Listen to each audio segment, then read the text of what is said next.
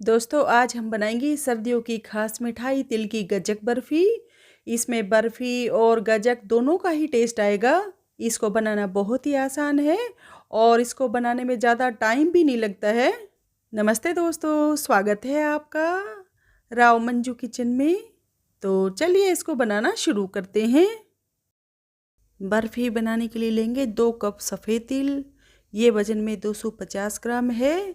तिल आप अपने हिसाब से कम या ज़्यादा भी ले सकते हैं, जितनी आपको बर्फ़ी बनानी हो।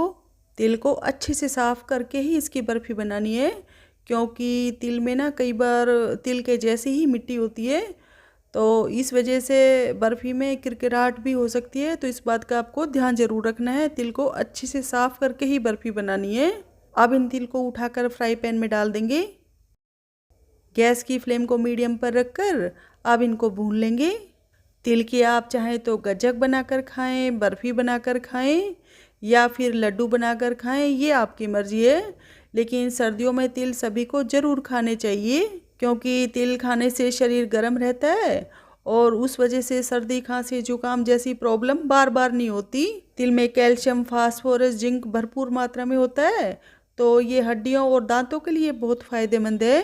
तिल एनर्जी बूस्टर है और ये स्किन के लिए भी बहुत फ़ायदेमंद है। तिल को भूनने में ज़्यादा टाइम नहीं लगता, ये बहुत जल्दी भुन जाते हैं।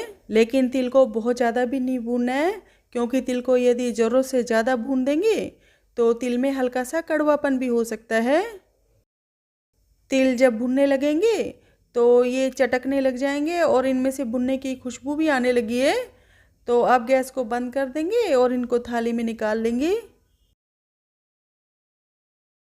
अब इनको अच्छे से ठंडा कर लेंगे और अब लेंगे गुड़।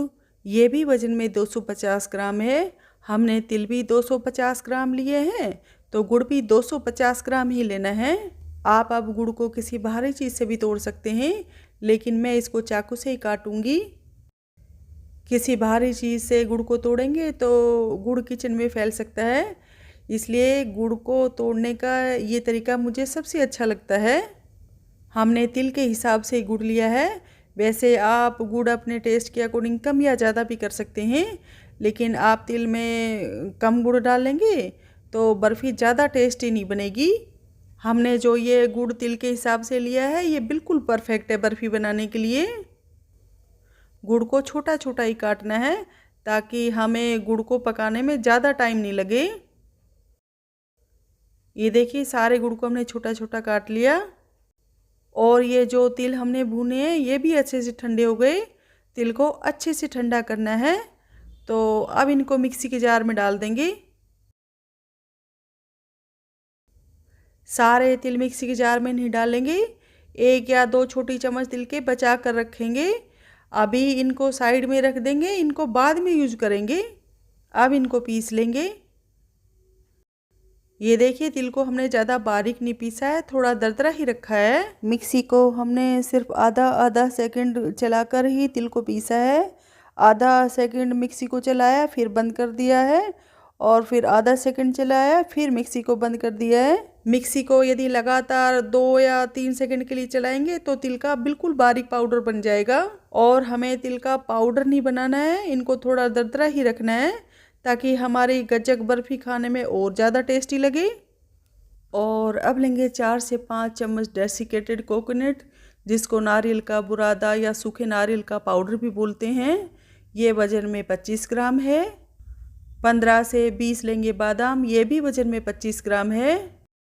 और 10 से 12 लेंगे काजू, ये भी वज़न में 25 ग्राम है। काजू बादाम बिल्कुल ही ऑप्शनल है, आप सिर्फ तिल और गुड़ से भी ये गज्जक बर्फ़ी बना सकते हैं। अब इनको मिक्सी के जार में डालकर पीस लेंगे। ये देखिए, काजू बादाम को हमने बिल्कुल बारीक पीसा है। इनको भी मिक्सी को रोक रोक कर ही पीसना है। यदि मिक्सी को लगातार चलाकर काजू बादाम को पीसेंगे तो इनमें से तेल अलग हो जाएगा और ये गीले गीले चिपचिपे हो जाएंगे, इनका पाउडर नहीं बनेगा। तो ड्राई फ्रूट्स को पीसते टाइम इस बात का ध्यान ज़रूर रखना चाहिए।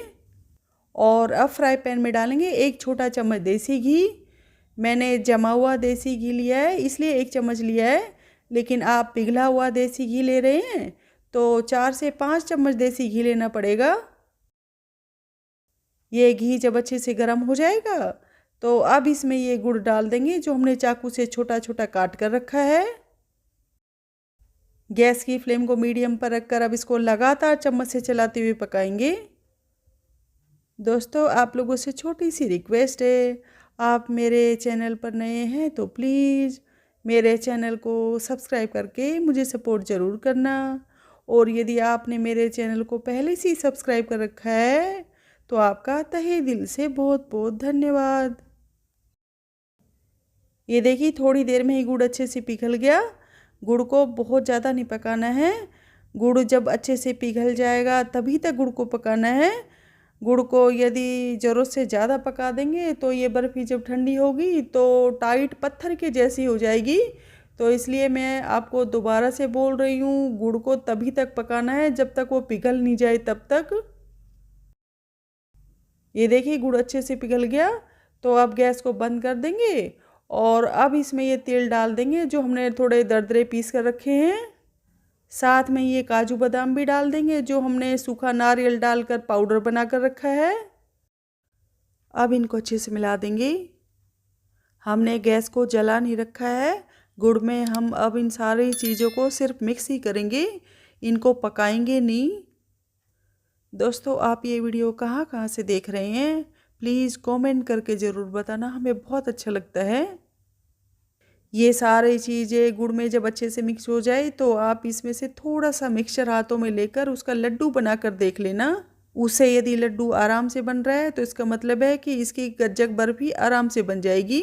लेकिन इस मिक्सचर का लड्डू नहीं बन रहा है और आपको ये गुड़ तिल का मिक्सचर ज़्यादा सूखा सूखा लग रहा है तो इसमें आप 3 से 4 छोटी चम्मच पानी भी डाल सकते हैं। लेकिन पानी बहुत ज़्यादा भी नहीं डालना है क्योंकि पानी ज़्यादा डाल देंगे तो बर्फ़ी का टेस्ट ख़राब हो जाएगा।